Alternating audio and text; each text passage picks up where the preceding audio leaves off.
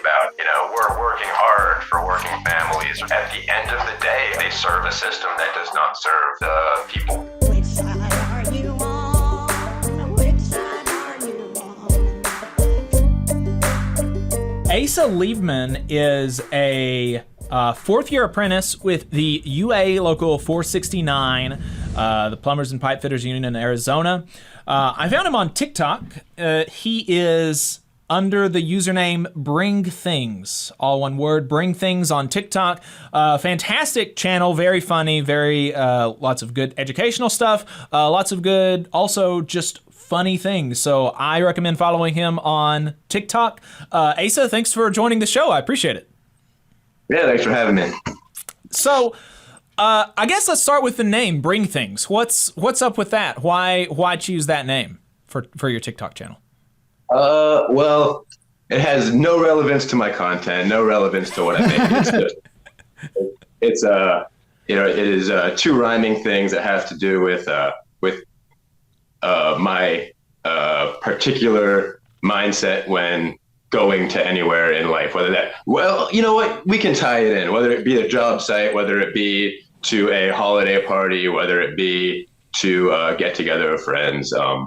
I don't want to come empty-handed. Okay, cool. I like that. You want to bring some things. Well, that's and I think with the TikTok I think you're bringing something to, your description on your TikTok channel is the lighter side of the class struggle. I really like it. It's very comedic. I told you on the phone yesterday or the day before, whenever we spoke, that we would like to bring a little bit more levity to the program because I don't think that either of us are very comedic. So so hopefully this is the start of maybe a bit more comedian types. On the program. And so I appreciate what you're doing on your TikTok. Yeah, so, I mean, it's no laughing matter, the issues that we're talking about. But that being said, the people who I have the privilege of working side by side with often have the most genuine and peculiar sense of humor, born of this struggle that we're all engaged in. So, there is historically a context for humor and struggle going hand in hand. Yeah, absolutely. So I guess that kind of leads into, what made you want to start the TikTok channel that you do?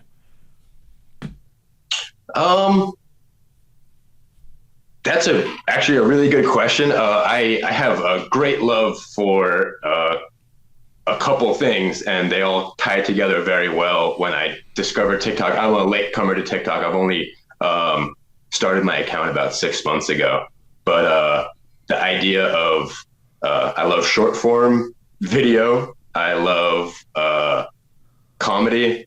And I love having the opportunity to share ideas. And, the idea is not a new idea and it's not unique to TikTok, but this idea of the marketplace of ideas where people can exchange information and ideas.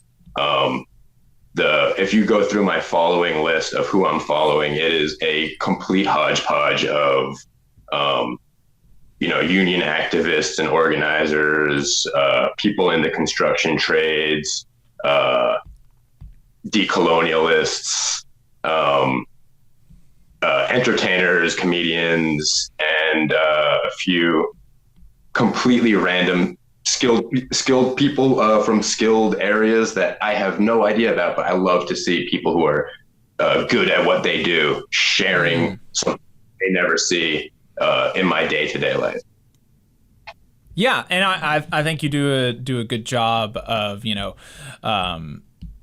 of that kind of stuff, and that's something that I really enjoy. That TikTok is a really unique platform. I think obviously like anything, it's got some problems, but it's something that I definitely enjoy because you get to see stuff like that you just wouldn't normally see. Like you said, you wouldn't normally be able to take a look at what folks are doing, what folks are thinking in other environments. And so, one of the things that we talked about is that, your channel is not exclusively focused on, kind of union propaganda or union activism or thoughts of a union organizer. But that's a big part of it, right? A big part of your TikTok is this is why unions are good, or this is something that I have been able to see as a union worker. And you told me that you actually spent 10 years as a SAG-AFTRA member, as a stunt performer in movies, and that, before going into this industry, you were more of just a paper member. Your politics were broadly aligned, but you just didn't really participate very much. And so can you talk to us a bit about the interest that you have now in participation in the labor movement, why you think it's important to talk about this stuff, to try to educate people and to put yourself out there in, the marketplace of ideas, and whether that be on TikTok or also in your workplace while you're talking to your coworkers, your brothers and sisters from your union. Yeah, sure. So, one of the factors is simply growing up. Or rather living my life experience, right? When I worked in stunts, I was a very young man, and I had other things on my mind that seemed far more important than, as a lot of young people do, that were far more important than what some would call these like abstract and grandiose ideas, which through my lived experience, I discovered that there is a depth and permeation to this class struggle and the importance of workplace organization that is not like a secondary thing. It permeates like every part of our culture. And even just listening to the previous segment a little bit, just talking about these basic ideas of class inequality and the lack of equity in our society. I mean, this is something that is found everywhere you look. This is not something that is unique to a specific trade or a specific shop or a specific job site. This is something that is evident not only in our environment, but it's something that we have, for the most part, as working people, internalized to an extreme extent, and starting to recognize that from, once again, like my lived experience, reaching out a little bit for education, reading a little bit, but mostly it's from keeping an open mind and talking to other people and learning their experiences and trying to look at life through a little bit more critical lens of than the survival that we often go day to day, one foot in front of the other. Right. And, your lived experience, I guess we can kind of talk about that for a little bit. And specifically, I mean, the benefits that you have through your apprenticeship and soon to be a journeyman once you're able to complete it. Once you're able to complete your apprenticeship, you're a fourth year apprentice with UA Local 469. What are some of those things? And you were a member of SAG-AFTRA for 10 years. So what are some of the benefits of unionization that you've been able to see and compare to people that work in the same industry without being members of the union? Sure. Well, the first thing that's on the tip of my tongue now, because of the segment just before this, I believe Adam is the other gentleman. Yes. Yeah. So Adam was talking about that health insurance, I believe, and how many millions of people who work a full-time job, right? These are people who contribute to society every day. They build things, they move things, they keep what we need as a culture to continue happening. And they cannot be sick. They cannot have health issues. Whether or not the reality of that happens doesn't matter, because they cannot miss work. And if they have to miss work, then they cannot afford the medical treatment that they need. So one of the most easily contrasted things between a lot of what I've seen from the non-signatory shops versus organized laborers of any trade is the access to healthcare. And that is something that is not insignificant. And people look at numbers on a check, and those can vary, right? I know in my area that we do make more on the check, right? Because that's, we just talked about internalizing the capitalism, right? Where this money is, the dollar amount is your value as a human being. But being able to provide for you and your family to have adequate healthcare is sadly an unusual privilege in today's society. So that's the number one thing that stands out to me. Yes, and I think that, and we're going to talk about this when we react to this other video with you that I found on TikTok about free time and the non-monetary benefits of unionization, and I think that a lot of times even people in unions can kind of lose sight of that and lose sight of the importance of things like free time and healthcare and retirement, and they get lost. They get kind of lost in the sauce, right? They're just looking at what does the number on the check look like every 2 weeks, and when really,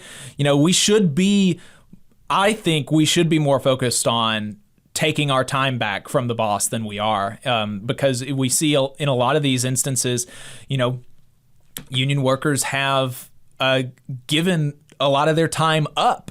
They've allowed themselves to be worked, by virtue of the fact that, they live in a society and all these structures and material conditions and all of this. But, the fact remains that a lot of people work, including union workers, work more than we used to, work more than we have to make a living. And instead of pushing for more money on the paycheck, maybe it's time that we start thinking about, like, how do we pull back some of our time and some of these other things. Yeah, I mean, that's an absolutely great point. We have these allowances and a lot of collective bargaining agreements, right? And a lot of contracts that protect us, right? With these overtime hours, right? Which were, I believe, meant to be protections and disincentives from overwork. And instead, the change in perception is, in order to make a good living, or what that higher dollar amount on the check, it's no longer about being able to take care of myself and my family with the hours, the 40-hour work week, right? Now it's right. How much overtime can I get, because that's what I need to have a quality of life. Right. Mm-hmm. Yeah. Yeah, absolutely.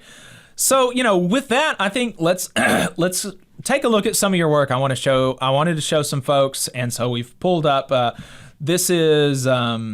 We've pulled 4 of your TikToks, and you've got six months worth of content. So like I said, folks follow Bring Things on TikTok. But I wanted to show folks a few of them and let you say, talk about like maybe some of your inspirations for some of these, and take a look at them. So Adam, let's take a look at this first one, and Asa, you can talk to us about it. And we're also going to hope and pray that they all work. And everything works as it's supposed to, and all the cameras cooperate. So here we go. Better ingredients, better pizza. Better bitches, better money, my clothes better, my shoes better. I work harder. Fuck Little Caesars. Fuck Domino's. So I think that, Asa, that was actually the first video of yours that I saw, and not for nothing, that one went really, really viral. So, you know, talk to us about that, I guess. And I know that one of the things in comedy that makes things really funny is when you explain the joke, right? So yeah. Yeah, I mean, so that it wasn't my first. Sorry about that. For some reason, you were muted for a sec. So sorry. Yeah, well, there can only be one of me on the screen at a time. I'm mute. There we go. That's what it is. It's just too much. Like, it just overwhelmed the system. So yeah, that was one of my first, like you said, like very well received videos, and it was pretty simple and straightforward. There is a sound by another creator that was being used for all kinds of different things in that vein. And I had just recently had an experience talking to a non-union worker on a job site that was asking me some questions. And I noticed myself getting very animated, right, when I was talking about the benefits. And it is something that I'm passionate about, right? I'm not doing this. My local is not paying me to make these TikToks. So it is something that I'm very passionate about. And the connection got made in my head. And the next time I had the chance to make a video, I went ahead and did it. The only problem that I had making that video is when I'm listing the benefits of joining a union, right? He only says better ingredients, better pizza, better bitches. You know, he only says a couple things, and way more things that I could think of to put in there than with the sound. So I cherry picked a little bit. Yeah.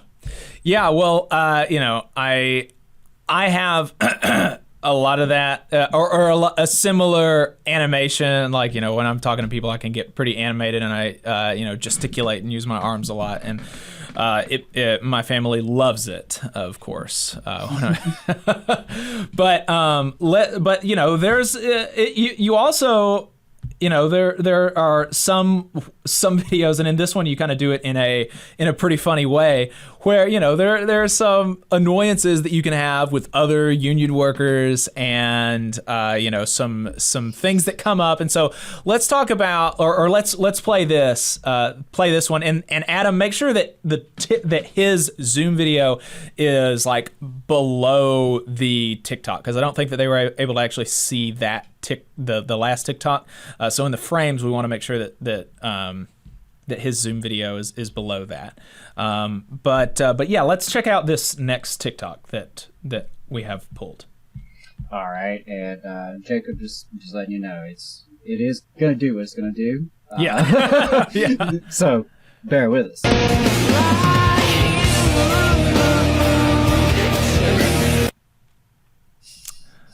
All right. So were we able to see that one?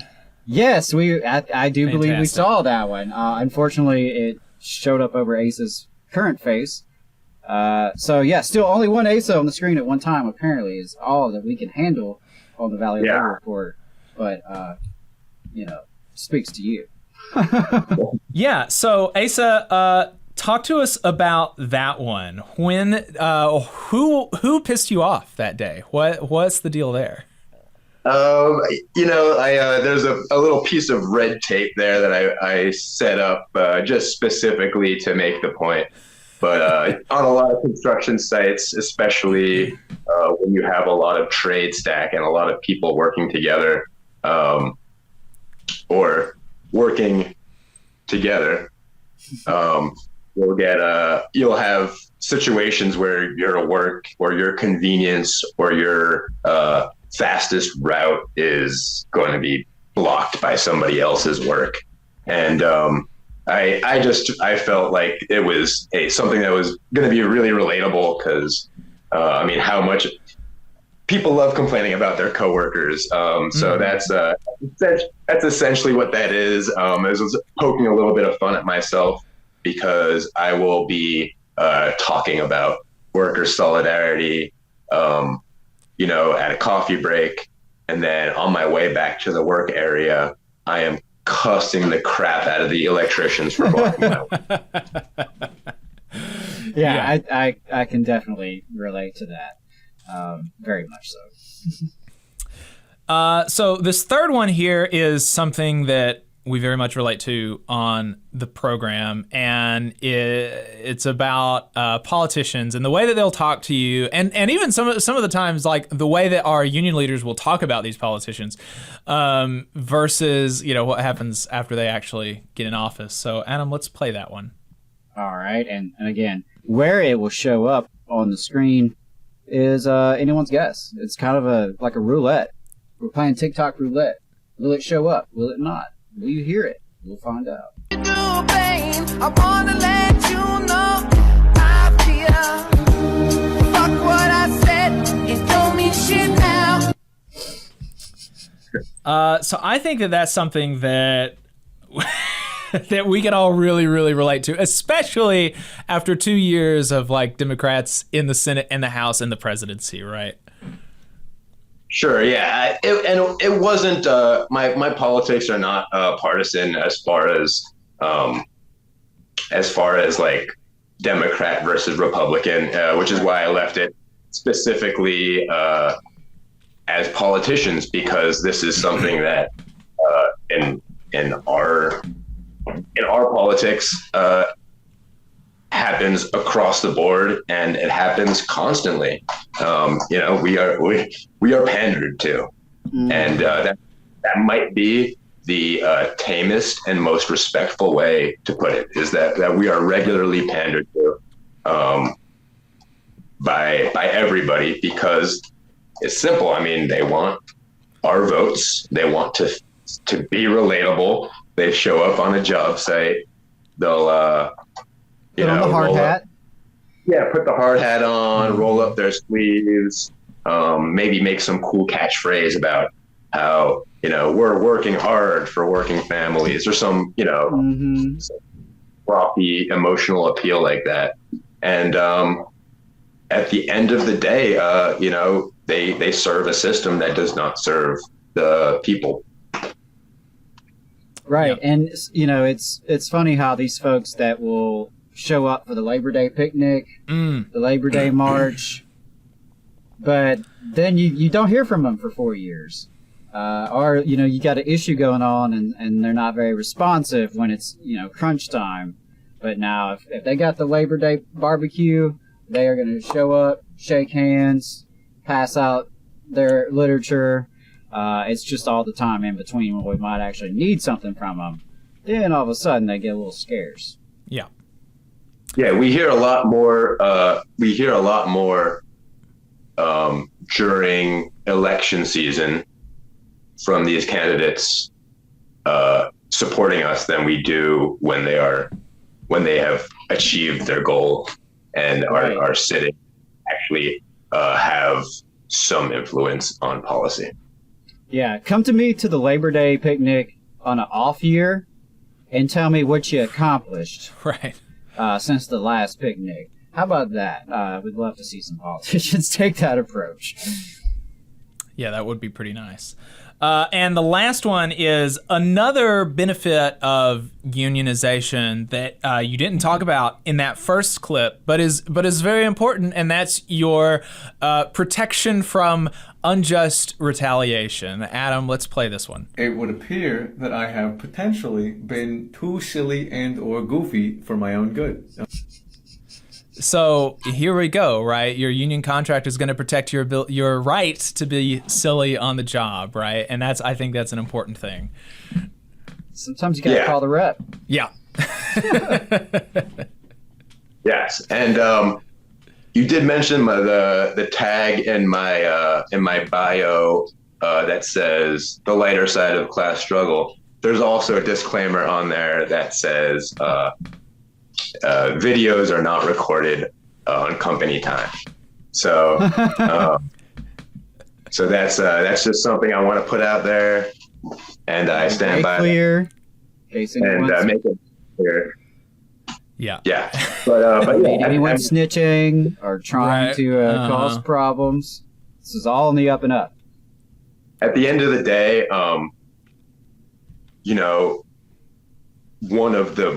that is one of the most important parts of organization and collective bargaining, or just collectivization in general, right, of the union, is that individually we have very, very little power. A worker has such a small amount of control and leverage in the world that we live in.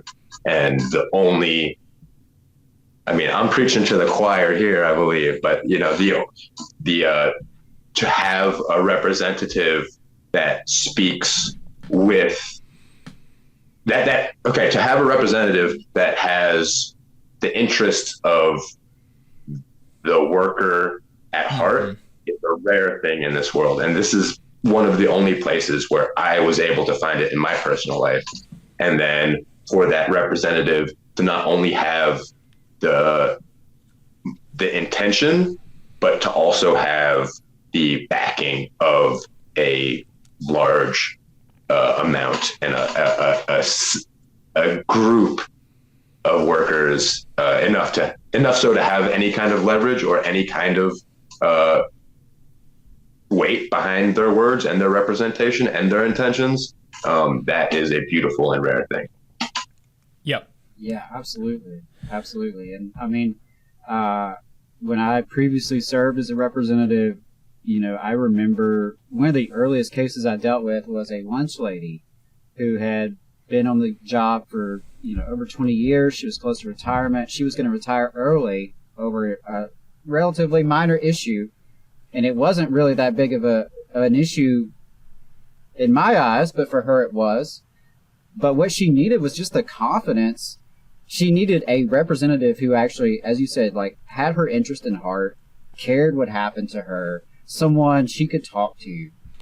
And that's honestly all she needed. We didn't need to file a grievance. We didn't need to get a lawyer. She just needed a game plan on like how to handle the situation, and she needed someone in her corner to root for her and give her that confidence. And like and she told me later that that's what it was, that it just gave her the confidence to speak to her management, to get the issue resolved. And you know, that's something that workers who've never experienced that are really missing out. And oftentimes people think they will never need it, right? My time as a rep, at least half the people who called me, the first thing out of their mouth was, well, I never thought I'd have to call you. Right. You know, I never thought I'd be in your office, but here we are. And so you never know. You never know what can happen to you.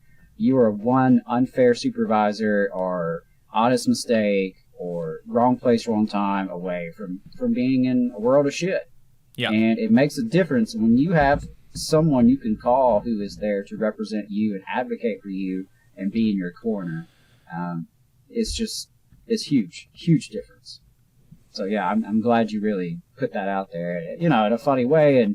But it's true though. Like, we need to be able to just be ourselves at work and feel okay that someone's not watching over our shoulder, you know, that every little comment is going to be scrutinized and every remark is going to be grounds for termination. And that's that security that you have when you have a union contract. You got a union backing you up, you have due process.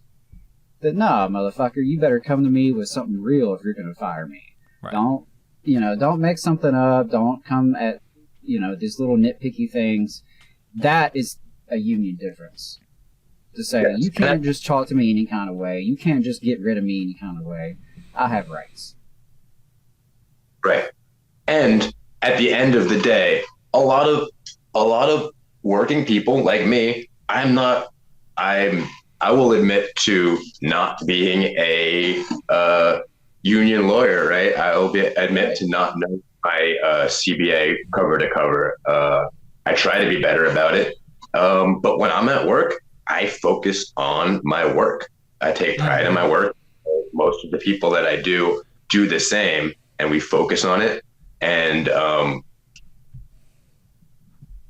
not everybody has the penchant or interest in interpersonal relations or interdepartmental relations or labor, anything like that, where to have a representative who is versed in all of those things and has your interests at heart is